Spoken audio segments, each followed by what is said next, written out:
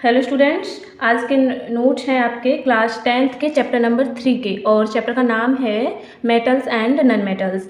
और आपको इन नोट्स की पीडीएफ चाहिए तो आपको जो है मैं डिस्क्रिप्शन में लिंक शेयर कर दूंगी।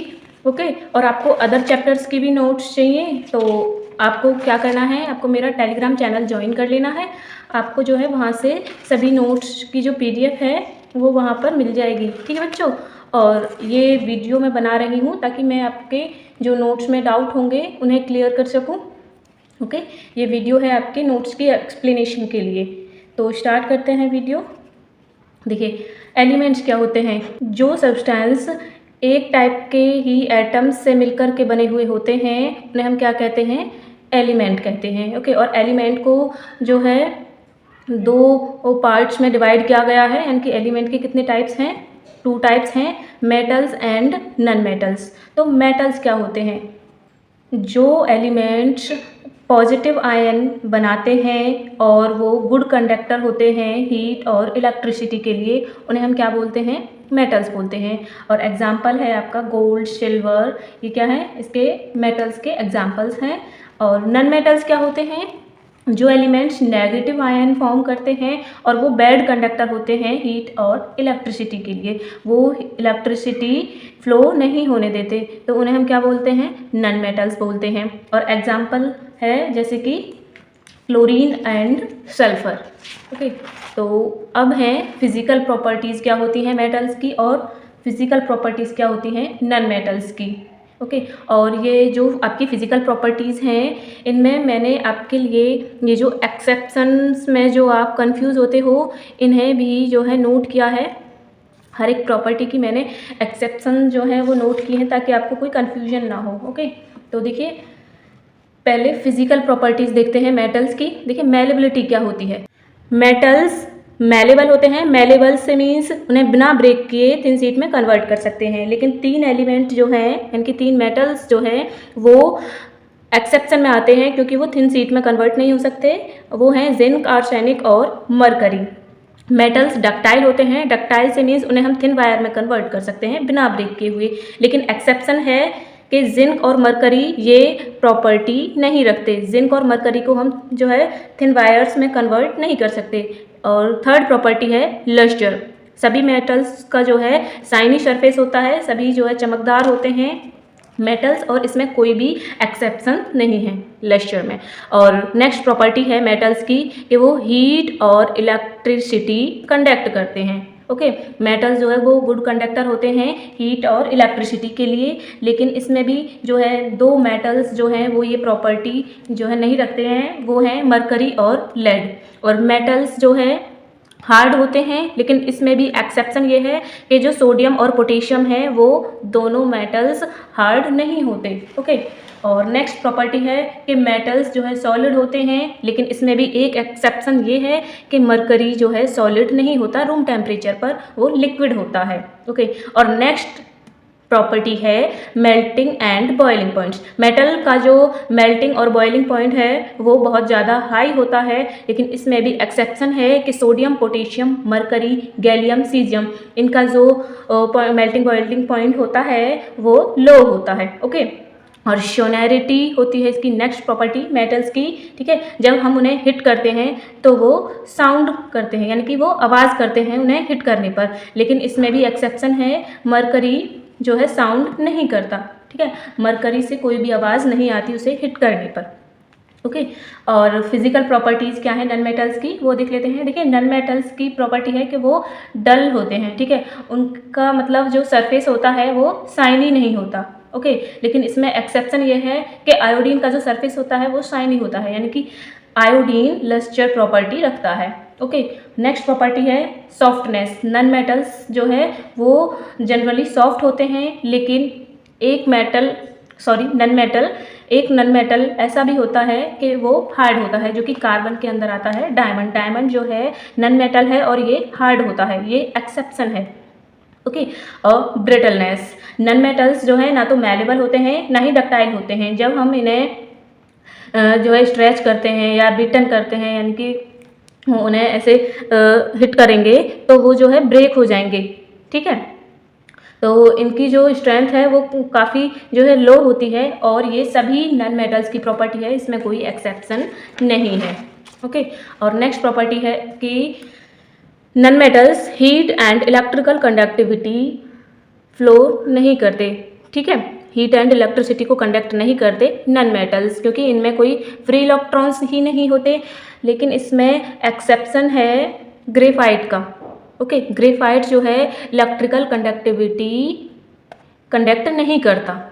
ओके, और नेक्स्ट प्रॉपर्टी है मेल्टिंग पॉइंट और बॉइलिंग पॉइंट की। नॉन मेटल्स का जो मेल्टिंग और बॉइलिंग पॉइंट होता है वो लो होता है, लेकिन एक्सेप्शन में आ जाता है डायमंड। डायमंड का मेल्टिंग पॉइंट और बॉइलिंग पॉइंट हाई होता है। अगर इनकी स्टेट की बात करें, इनकी नॉन मेटल्स की, तो देखिए नॉन मेटल्स तीनों स्टेट में जो है एग्जिस्ट करते हैं। देखिए कार्बन सॉलिड फॉर्म में पाया जाता है, ब्रोमीन लिक्विड फॉर्म में पाया जाता है, और ऑक्सीजन गैस फॉर्म में पाया जाता है।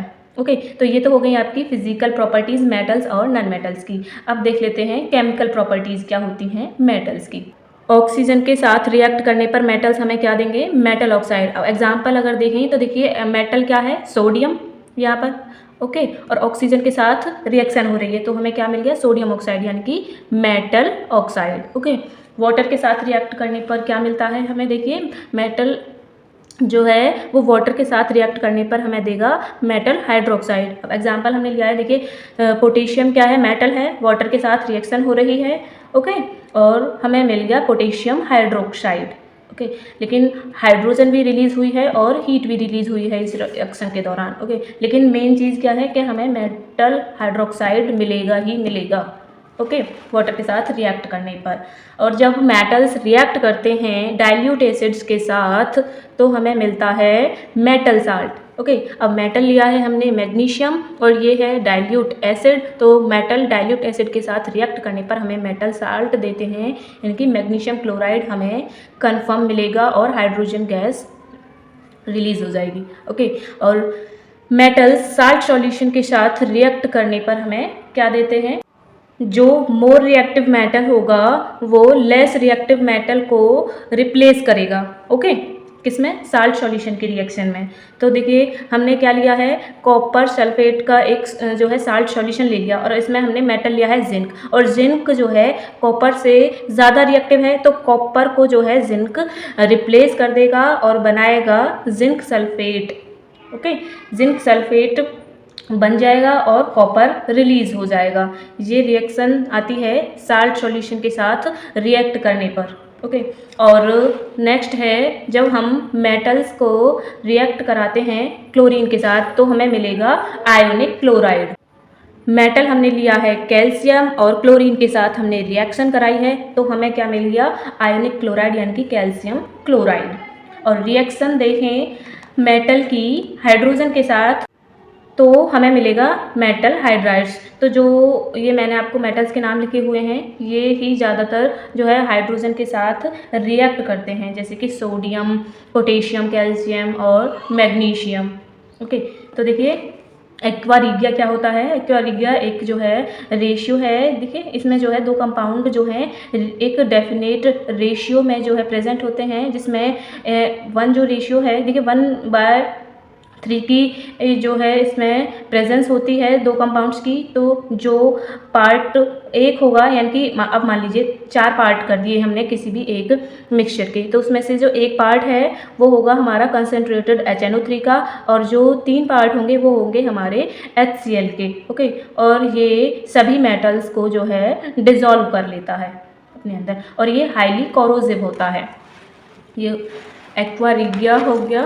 ठीक है, और अब है कि रिएक्टिविटी सीरीज़ क्या होती है मेटल्स की, या फिर हमें इसे सिर्फ रिएक्टिविटी सीरीज़ भी बोल सकते हैं।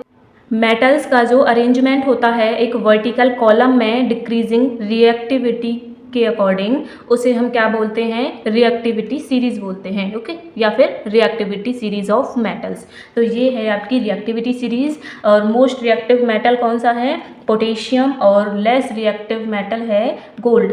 ओके, और हाइड्रोजन से पर जितने भी हैं, देखिए मैंने सब कुछ इस तरह से आपको ऐसे डिनोट किया हुआ है। देखिए more reactive than hydrogen, hydrogen से जितने भी ऊपर जितने भी मेटल्स हैं वो हाइड्रोजन से ज़्यादा रिएक्टिव हैं, और ये जो मेटल्स हैं ये हाइड्रोजन से लेस रिएक्टिव हैं।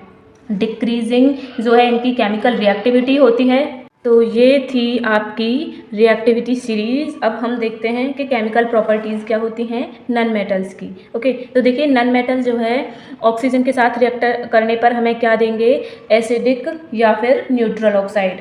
ओके, तो देखिए जब हमने कार्बन की रिएक्शन ऑक्सीजन के साथ कराई तो हमें मिला कार्बन डाइऑक्साइड जिसका नेचर है एसिडिक। ओके, वो है एसिडिक ऑक्साइड। लेकिन जब हमने 2 कार्बन मॉलिक्यूल लिए और ऑक्सीजन के साथ जो है इसकी रिएक्शन कराई तो कार्बन मोनोऑक्साइड बना, और कार्बन मोनोऑक्साइड जो है वो न्यूट्रल ऑक्साइड है। ओके, अब नन मेटल्स जो हैं वाटर के साथ रिएक्ट नहीं करते, क्योंकि नन मेटल्स जो हैं वो इलेक्ट्रॉन्स नहीं दे सकते वाटर में से हाइड्रोजन आयन को रिड्यूस करने के लिए। ओके, हाइड्रोजन गैस इवॉल्व नहीं होगी। हाइड्रोजन गैस इवॉल्व क्यों नहीं होगी वाटर में से, क्योंकि नन मेटल्स जो है इलेक्ट्रॉन्स नहीं देते रिड्यूस करने के लिए हाइड्रोजन आयंस को, इसीलिए जो है वाटर नन मेटल के साथ रिएक्ट नहीं करता। और नेक्स्ट प्रॉपर्टी है कि नन मेटल्स क्या डाइल्यूट एसिड्स के साथ रिएक्ट करते हैं, तो नन मेटल्स जो है डाइल्यूट एसिड के साथ भी रिएक्ट नहीं करते, क्योंकि नन मेटल्स की इतनी एबिलिटी नहीं है कि वो हाइड्रोजन आयन को जो है एसिड में से डिस्प्लेस कर सकें हाइड्रोजन गैस बनाने के लिए। ठीक है, उनके पास ये एबिलिटी नहीं है, इतनी एबिलिटी नहीं है कि वो डिस्प्लेस कर सकें हाइड्रोजन आयन को एसिड में से। तो इसी वजह से डाइल्यूट एसिड्स के साथ भी नन मेटल्स की जो है रिएक्शन नहीं होती। अब रिएक्शन है नन मेटल्स और साल्ट सॉल्यूशंस की।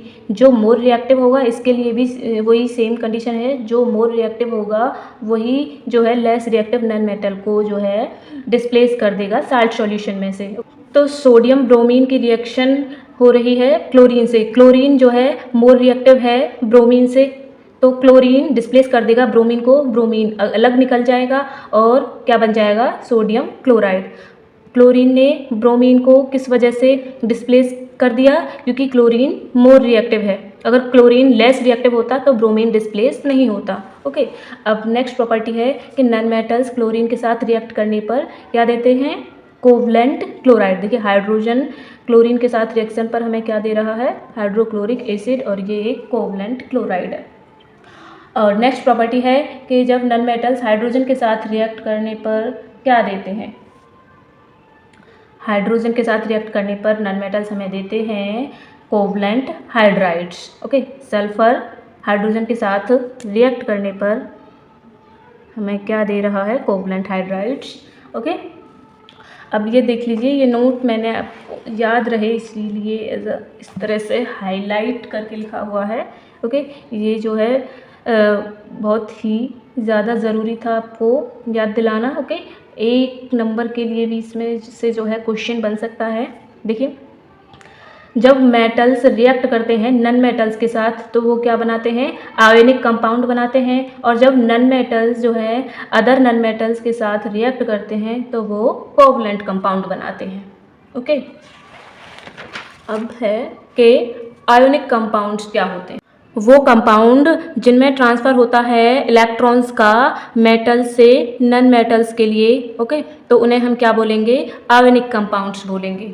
प्रॉपर्टीज़ क्या है आयोनिक कंपाउंड्स की, कि उनका जो मेल्टिंग पॉइंट और बॉइलिंग पॉइंट होता है वो बहुत ही ज़्यादा हाई होता है, और ये सॉलिड भी होते हैं और हार्ड भी होते हैं, और सॉल्यूबल होते हैं वाटर में लेकिन इनसॉल्यूबल होते हैं पेट्रोल और कैरोसिन में, और गुड कंडक्टर होते हैं इलेक्ट्रिसिटी के लिए एक्वस सॉल्यूशन में और मॉल्टन स्टेट में, लेकिन ये इलेक्ट्रिसिटी जो है कंडक्ट नहीं करते हैं जब ये सॉलिड स्टेट में होते हैं आयोनिक कंपाउंड्स।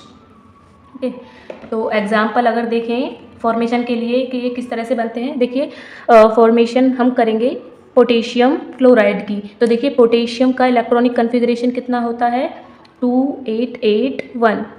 ओके, ये अपने आप को स्टेबल करने के लिए क्या करेगा, इसके पास जो ये एक्स्ट्रा इलेक्ट्रॉन है इसे किसी को दे देगा, तो इसके पास कितना चार्ज हो जाएगा, +1, और ये स्टेबल हो जाएगा। अब क्लोरीन का इलेक्ट्रॉनिक कन्फिगरेशन कितना होता है, 287, ठीक है। और इसे अपनी ऑक्टेट को जो है कंप्लीट करने के लिए एक इलेक्ट्रॉन चाहिए, तो ये किसी भी अदर एलिमेंट से एक इलेक्ट्रॉन ले लेगा, तो इसकी ऑक्टेट कंप्लीट हो जाएगी।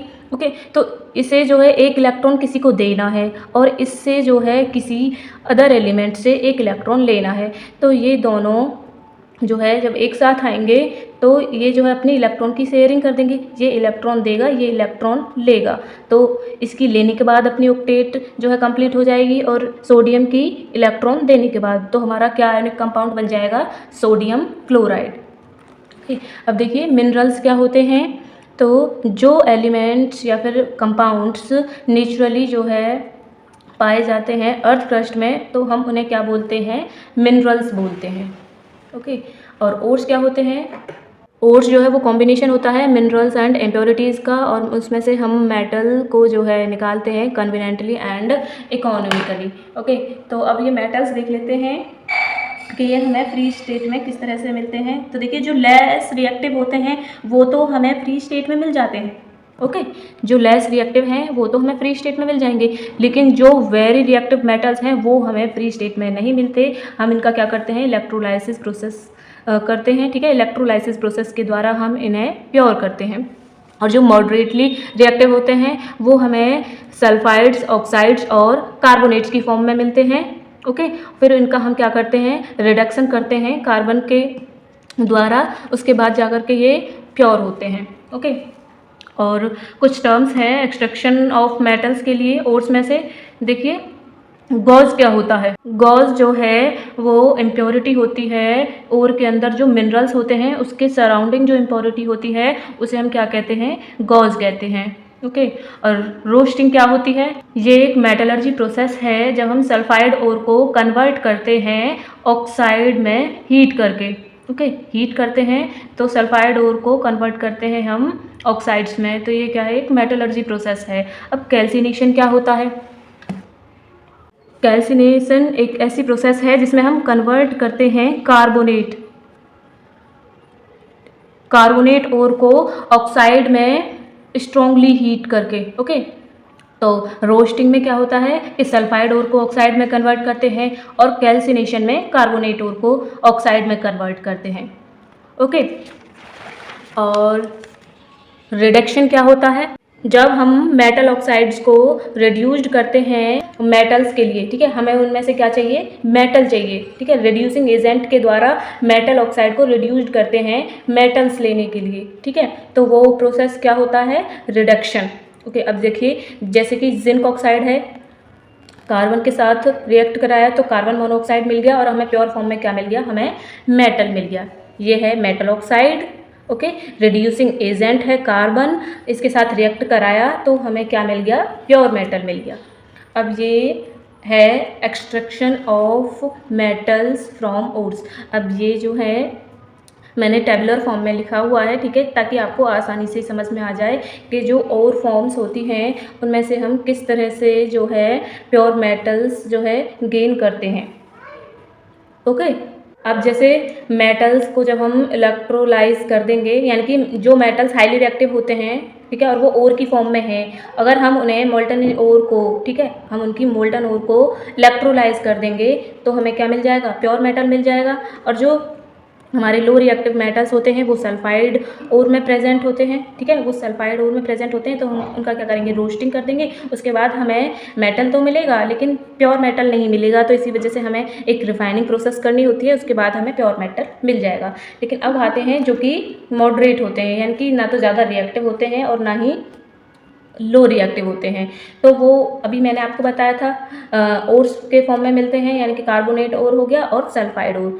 तो कार्बोनेट ओर को जो है वो हम ऑक्सीडाइज करते हैं किस प्रोसेस के द्वारा, कैल्सिनेशन प्रोसेस के द्वारा, ठीक है। उसके बाद रिडक्शन करते हैं मेटल का, फिर प्योरिफिकेशन होता है और हमें प्योर मेटल मिल जाता है। लेकिन जो सल्फाइड ओर्स होती हैं ठीक है, उनका जो है हम ऑक्सीडाइज करते हैं रोस्टिंग प्रोसेस के द्वारा।